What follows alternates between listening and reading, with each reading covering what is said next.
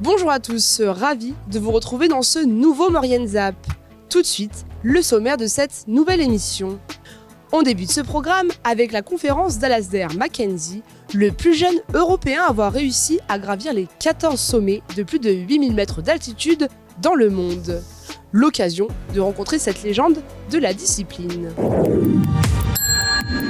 Alasdair Mackenzie, premier Européen à avoir gravi les 14 sommets du monde de plus de 8000 mètres avant l'âge de 20 ans, était à Jarrier pour donner une conférence sur son expérience, une aventure hors norme, riche en anecdotes et en rencontres. J'ai pu voir la courbure de la Terre, sincèrement c'était un moment magique. Je crois qu'après les gens ils vont pas me croire si j'ai pas de photos, mais j'en ai pas, du coup c'est dommage. Sur le K2, quand j'étais avec Kitemba, qui était mon Sherpa, et qu'on s'est retrouvé bloqué 3 heures, c'était un peu chiant, mais c'était aussi un moment où on a pu juste s'asseoir, parler un peu de sa famille, de moi. Après c'est ce que je fais aussi avec beaucoup de mes Sherpas avant le sommet, mais avec lui on n'avait pas pu le faire parce que j'étais arrivé un peu trop vite au camp de base.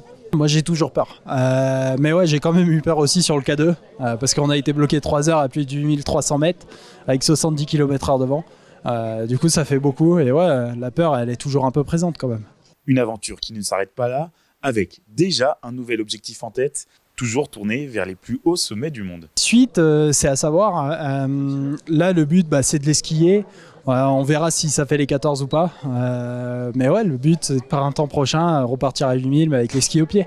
On sait pas encore, on sait que ça sera un sommet au printemps, mais on verra directement au Népal parce que les conditions peuvent être assez compliquées au niveau du ski. Une soirée à prix libre qui a permis de récolter des fonds au profit d'une association venant en aide aux enfants du Népal. Nous avons suivi les équipes de France 3 pour le tournage de l'émission Chronique d'en haut. L'occasion de rencontrer Camille, moniteur de ski, qui nous présente ce jour-là le fauteuil handi-ski. Ça clappe ou bien ? Attends. Les équipes de France 3 ont choisi la Maurienne pour un nouveau numéro de leur magazine Chronique d'en haut. Créé en 1998 par le journaliste passionné Laurent Guillaume, l'émission est consacrée à l'univers de la montagne. Alors c'est forcément un métier de passion parce que ça fait 28 ans que je fais Chronique d'en haut. On est en train de tourner la 750e émission. Donc si ça ne me passionnait pas, il y a longtemps que j'aurais laissé tomber. La montagne me passionne, les gens de la montagne me passionnent. Et puis je suis très content aussi vraiment de mettre en valeur les modes de vie, les valeurs montagnardes. C'est ce qui me guide depuis que j'ai commencé ce magazine. J'avais envie qu'on parle de la montagne autrement. Voilà, pas seulement d'un point de vue économique, mais aussi en termes de valeurs, de passion, de cœur. Le présentateur a choisi de mettre en lumière les montagnes emblématiques de la vallée. On est venu au pays des Aiguilles d'Arves justement parce qu'il y a ces montagnes qui sont des montagnes symboles de la région, que j'aime beaucoup aussi parce que moi je vis de l'autre côté Val-Loire, et j'avais envie de faire une émission consacrée à la vallée de l'Arvan pour parler de cette passion, de cette fascination qu'exercent ces 3 sommets mythiques sur les gens qui sont venus s'installer ici, qui y travaillent. 7 personnes sont mobilisées pour la réalisation de cet épisode. Un réalisateur, un présentateur, 2 chefs opérateurs, un opérateur son et lumière et un droniste. Un tournage d'envergure mené dans des conditions parfois difficiles. Mais il y a un petit challenge quand même parce que alors le sujet de l'émission c'est les aiguilles d'Arves. Donc quand on a un sujet comme ça, l'idée c'est de les avoir à l'image. Alors on a eu de la chance, ça fait 2 jours qu'on tourne. Hier on a eu la chance de les voir en vrai avec une belle lumière. Aujourd'hui, elle joue à cache-cache. Bon, on fait avec, mais l'avantage aussi, c'est quand il tombe de la neige, on a quand même, c'est facile à mettre en image pour que ce soit joli, quoi. Donc c'est chouette, ouais. L'objectif est de proposer un tour d'horizon, de découvrir les coutumes locales et de rencontrer ceux et celles qui le font vivre.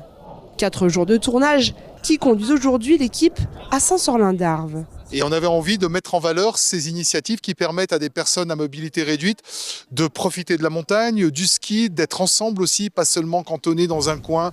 On va parler avec les accompagnateurs, les moniteurs, aussi les employés des remontées mécaniques qui facilitent leur travail.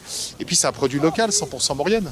Un numéro de Chronique d'en haut à découvrir au mois de mars sur France Télévisions.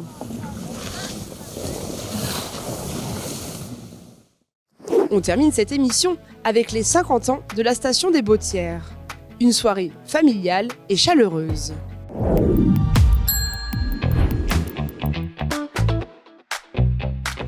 La station des Bautières a vu le jour dans les années 70, suite à un audacieux défi.